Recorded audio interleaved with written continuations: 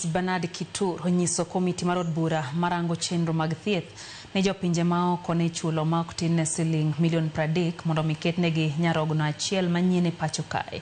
Olose nyim komiti ma ochako nonro mandalo 90 mar yanga adier ewi ripodni ni rawere ariyo Emon Kipruto Meli kod Emmanuel Kipkosgei ne gin moko kuom rawere manosing negi mana siling 400,000 ka giseuso nyarogno margi ne jo Black.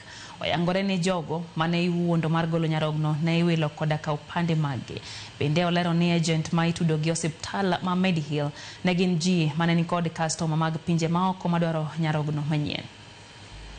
Do you have the information of others who reached you, but because of the time you don't have, you can actually give us the names and the contacts, then we can follow up. That there was an international racket of illegal organ harvesting.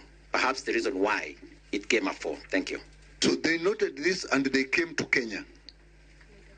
The other countries that noted this and concerned, they came to Kenya.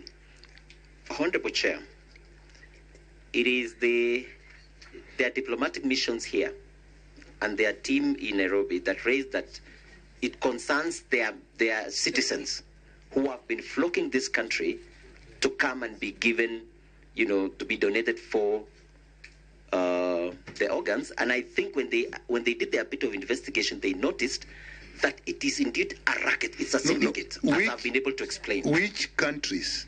Again, it's important for us. Evidence to that effect. You can, that's why I've said go to an extent 3. Dakika hena paga beach bang sa chelmarodi marodhiambo chenro en hangi chwela no kamwalimu Faith Mzomo.